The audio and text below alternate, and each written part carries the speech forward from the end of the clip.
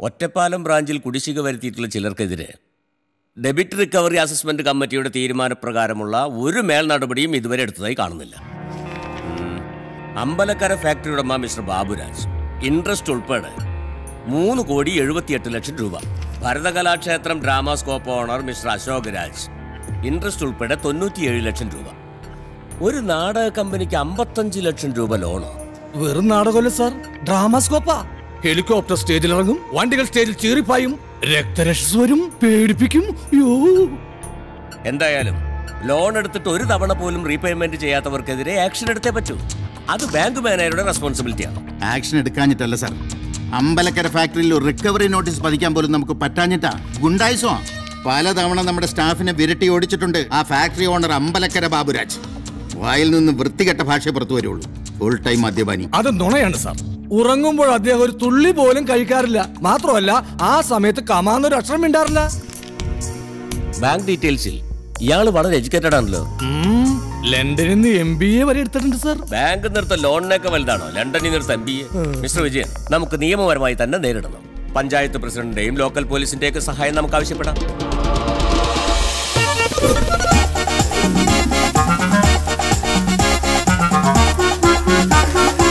ചക്രവർത്തി, അദ്ദേഹം മേക്കപ്പ് കഴിഞ്ഞു. എവിടെ അത്യാവശ്യമായിട്ടും കാണാൻ പറ്റില്ല. മേക്കപ്പ് കഴിഞ്ഞ് കോസ്റ്റ്യൂം ഇട്ടുള്ള 10 മിനിറ്റ് സമയം അദ്ദേഹം സ്വപ്ന സാക്ഷാത്കാരത്തിന്റെ ലോകത്താണ്. എന്ന് പറഞ്ഞ ഈ ചക്രവർത്തി സിനിമയിൽ ഒരു താരമായാൽ പല ഹിറ്റുകളുടെയും പാർട്ട് 2 ഹീറോ ആയാൽ കൂടാതെ ദേശീയ പുരസ്കാരങ്ങളും കൂടി കിട്ടിയ അതാണ് അദ്ദേഹത്തിന്റെ സ്വപ്നം. അശോക ചക്രവർത്തിയുടെ സ്വപ്നം. ദൈവമേ, സ്വന്തം തൊപ്പി മണത്ത് ബോധം പോയാ. ഷൂട്ടിംഗ് തുടങ്ങി. അതെ, ബാങ്കുകാര് ജപ്തി ചെയ്യാനായിട്ട് പോലീസുകാരായി നിന്റെ ഏട്ടന്റെ ഫാക്ടറിയിലേക്ക് പോയിട്ടുണ്ട്. അവരെ കാണുമ്പോ നിന്റെ ഏട്ടന്റെ സ്വഭാവം വെച്ച് നോക്കുമ്പോ വാക്കേറ്റവും പിന്നെ കയ്യേറ്റവും ഒടുവിൽ കൊലക്കുറ്റത്തിന് നിന്റെ ഏട്ടൻ അകത്താവും ചെയ്യും. കുറച്ചു മുമ്പ് ഏട്ടൻ വിളിച്ചപ്പോ പൂര ഫിറ്റായിരുന്നു. ഈ അവസ്ഥയിൽ അവരവിടെ എങ്ങനെ എത്തിയ എന്താ ചെയ്യാ? ഗോപിയാശാനെ, നാടകം അരമണിക്കൂർ കഴിഞ്ഞിട്ട് തുടങ്ങിയാൽ മതി കേട്ടോ. ഞാൻ വണ്ടി ഒന്ന് പുറത്തേക്ക് എടുക്കാം. നീ വരുന്നുണ്ടോ? നീ എന്തേലും ആവശ്യം പറഞ്ഞു വാട്ടാ. തൊഴിലാളികളുടെ ജോലി ഫാക്ടറി ഉടമ കോടികൾ ലാഭം കൊയ്യുമ്പോൾ പാവം തൊഴിലാളി ശമ്പളവും ബോണസും ആവശ്യപ്പെടുന്നത് തെറ്റാണോ? തൊഴിലാളി ഐക്യം സിന്ദാബാദ്. കൊണ്ടുപോയി ഒട്ടിക്ക് റിക്കവറി നോട്ടീസ് തടയാൻ ആര് വരുന്നു ഞാൻ നോക്കട്ടെ.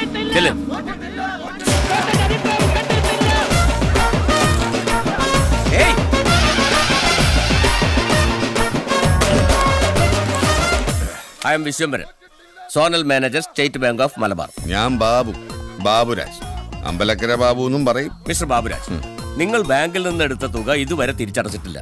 ഞങ്ങൾക്ക് നിയമ നടപടികൾ എടുത്തേ പറ്റൂ. സഹകരിക്കണം. തിരിച്ചെന്നോടും സഹകരിച്ചാൽ നിങ്ങൾക്ക് നല്ല.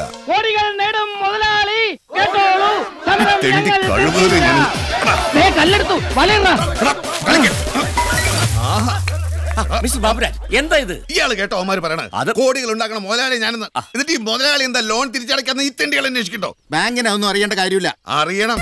ഈ കമ്പനിയിൽ ഉൽപ്പാദിപ്പിച്ച ആദ്യത്തെ പ്രൊഡക്റ്റുകളായി ഈ ലോറിയിൽ ഓടിയിരിക്കുന്നത്. കഴിഞ്ഞ 10-12 മാസങ്ങളായിട്ട് ഇതിന്ന് ഒറ്റ ലോഡ് പോലും പുറത്തേക്ക് ഇറക്കാൻ ഈ തെണ്ടികൾ സമ്മതിക്കില്ല. ഇതൊക്കെ സമയാസമയം മാർക്കറ്റിൽ എത്തിയിരുന്നെങ്കിൽ നിങ്ങൾക്ക് ഈ നോട്ടീസുമായിട്ട് ഇവിടെ വരേണ്ട കാര്യമില്ലായിരുന്നു. അതെങ്ങനെ?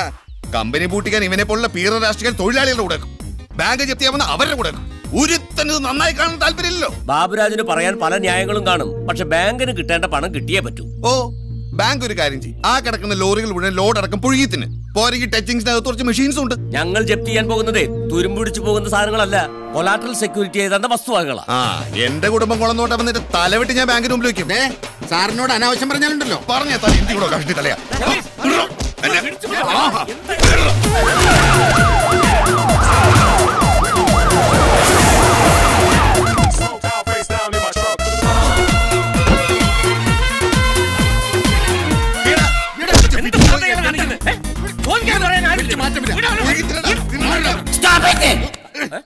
വെള്ളിയടിച്ചല്ല ചളായ.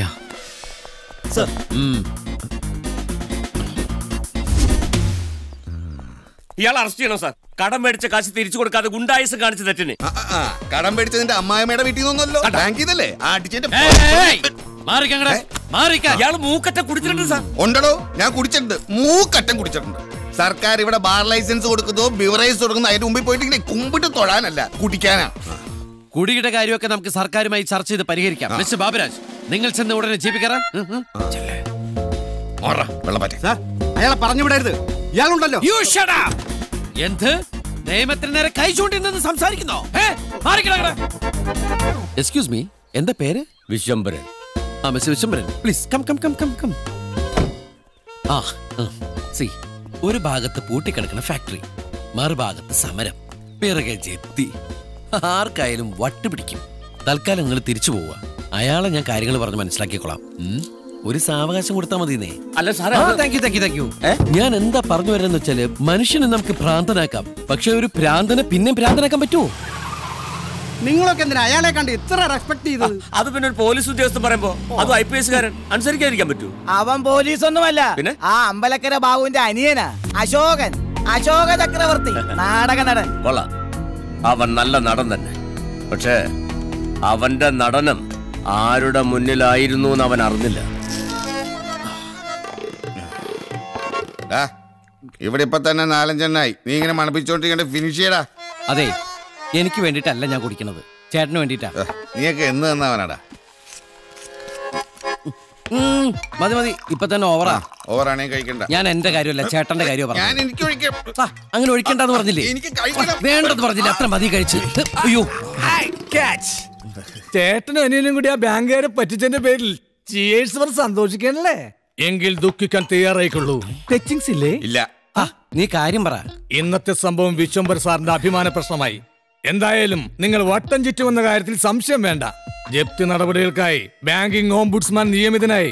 ഓംബുഡ്സ്മാനാ? ഓംബുഡ്സ്മാൻ ബാലസുബ്രഹ്മണ്യം. ഒരു പാലക്കാരൻ പട്ടര.